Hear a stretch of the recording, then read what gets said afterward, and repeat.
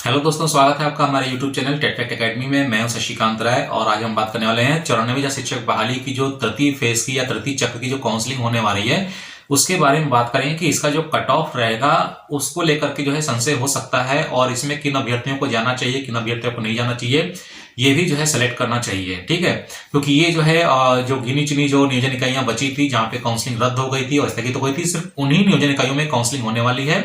तो यहाँ पर जो है जाते समय अभ्यर्थियों को कुछ बातों का ध्यान रखना पड़ेगा कि थर्ड फेज की काउंसलिंग में पार्टिसिपेट करते समय क्या चीजें जो है जरूरी है जिसको ध्यान रखें ताकि उनका सिलेक्शन हो सके।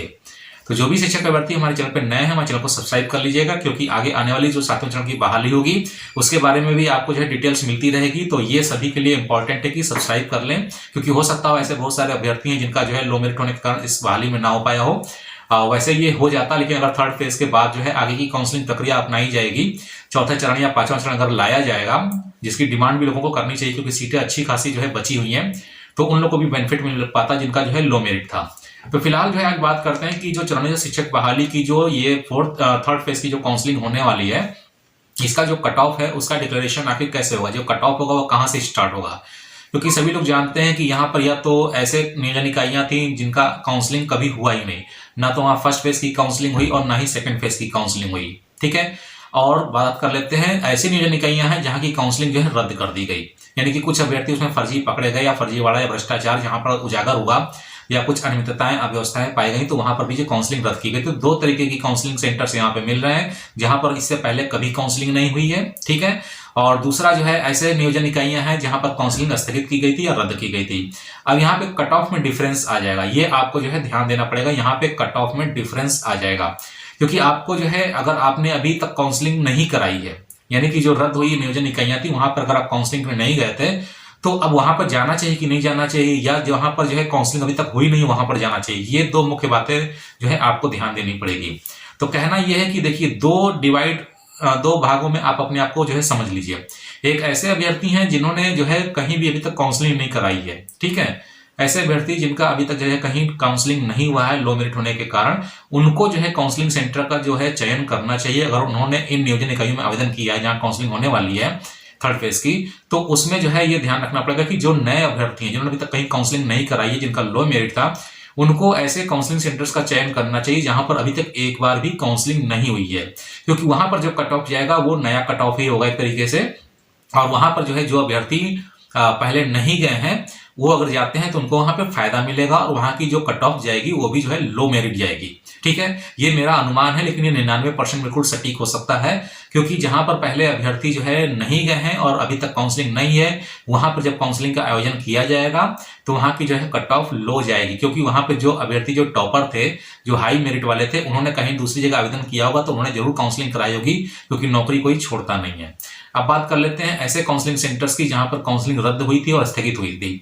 यहां पर जो है जाना लो मेरिट वालों के लिए रिस्की हो सकता है, यानी कि ऐसे अभ्यर्थी जो अभी तक काउंसलिंग कहीं भी नहीं कराए थे, अगर वो रद्द हुई काउंसलिंग सेंटर पे जाते हैं या जहां काउंसलिंग सेंटर पे काउंसलिंग स्थगित की गई थी वहां पर जाते हैं, तो उनको समस्या का सामना करना पड़ सकता है। क्योंकि यहां पर एक चीज बिल्कुल क्लियर है कि कहीं भी जो नियोजन इकाइयों की काउंसलिंग जो रद्द हुई थी वहां पर जो अभ्यर्थियों का चयन हुआ था, तो वो जो पूर्व चयनित अभ्यर्थी हैं वो वहां जरूर पहुंचेंगे। ये बिल्कुल फिक्स है कि वो वहां जरूर पहुंचेंगे, क्योंकि उनको पता है कि यहाँ का कट ऑफ इतना था और ये अभ्यर्थी नहीं आए थे। पहली बात तो ये है।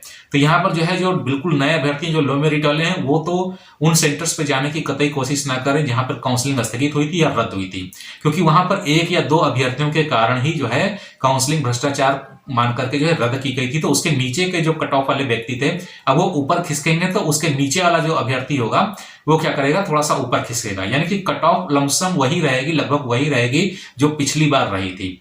ये उस नियोजन इकाई के बारे में जहां पर काउंसलिंग स्थगित हुई थी या रद्द हुई थी। ठीक है, तो यहाँ की कट ऑफ में चेंजेस नहीं आएंगे, 19-20 मात्र देखने के लिए मिलेगा। लेकिन ऐसे काउंसलिंग सेंटर्स पे अगर आप जाते हैं जहां पर जो है पहली बार काउंसलिंग होगी, यानी कि ना तो फर्स्ट फेज की हुई है ना सेकंड फेज की, तो वहां पर जो कट ऑफ है वो स्टार्टिंग से शुरू होगा और वहां पे जो अभ्यर्थी पहले नहीं पहुंचे थे हाई मेरिट वाले, तो वो अब वहां पर जो है पार्टिसिपेट वो भी कर सकते हैं, लेकिन हम ये मान के चल रहे हैं कि उनका सिलेक्शन कहीं ना कहीं जरूर हुआ होगा, वो कहीं दूसरी जगह जो है जाकर के काउंसलिंग जरूर कराएंगे, क्योंकि अगर वहां पे फर्स्ट फेज सेकंड फेज में काउंसलिंग नहीं हुई है तो उन्होंने इंतजार नहीं किया होगा, उन्होंने दूसरी जगह जरूर जाकर के जो है काउंसलिंग कराई होगी। ये बिल्कुल 99% जो है अनुमान मेरा ये सही होगा। ठीक है, तो आप लोग अगर जो है लो मेरिट है और अभी तक आपने ना तो फर्स्ट फेज की ना तो सेकंड फेज की काउंसलिंग में पार्टिसिपेट किया है, तो आप ऐसी नियोजन इकाई का चयन करिएगा जहां पर पहली बार काउंसलिंग हो रही है। ठीक है, यानी कि दिसंबर में काउंसलिंग आयोजित की जा रही है, वहां पर ऐसे नियोजन इकाइयों का चयन करना है जहां पर इससे पहले ना तो फर्स्ट फेज की काउंसलिंग हुई है ना सेकंड फेज की हुई है। और जो ऑलरेडी जो है सिलेक्टेड थे और जिनका चयन जो है वहां पे रद्द किया गया, यानी कि काउंसलिंग सेंटर्स रद्द किए गए या स्थगित की गई, तो वो लोग जो है उसी काउंसलिंग सेंटर्स पे जाएं या उसी काउंसलिंग सेंटर्स के नियोजन इकाइयों पे जाए जहां पर वो पहले गए थे, क्योंकि वहां पर उनका सिलेक्शन कंफर्म है। ठीक है, ये आप बिल्कुल मान के चलिए, क्योंकि उससे ऊपर के जो अभ्यर्थी हैं उनके आने की संभावना 0 है। और एक बार काउंसलिंग सेंटर्स जो बनाए गए थे वहां पर जो है आप ये देख सकते हैं कि जो लोग ऊपर के अभ्यर्थी जो पहले नहीं आए थे रद्द किए या स्थगित वाले काउंसलिंग सेंटर्स पे, तो ये मान के चलिए कि वो जरूर कहीं ना कहीं दूसरे काउंसलिंग सेंटर्स में जो है अपना काउंसलिंग कराए होंगे, इसीलिए आपके यहाँ उपस्थित नहीं थे, जिसके चलते आपको मौका मिला। तो यहाँ पे ये बिल्कुल फिक्स है, ये डिफरेंस बिल्कुल आपको समझ लेना है कि 2 काउंसलिंग सेंटर्स ऐसे हैं जिनका चयन आपको अलग अलग करना है। पहला यही है कि जहां पर पहले कभी काउंसलिंग नहीं है वहां पर जो है लो मेरिट वाले अभ्यर्थी जा सकते हैं। ठीक है, वहां की कट ऑफ हाई नहीं जाएगी, क्योंकि वहां के हाई मेरिट वाले अभ्यर्थी जरूर कहीं ना कहीं काउंसलिंग कराए होंगे।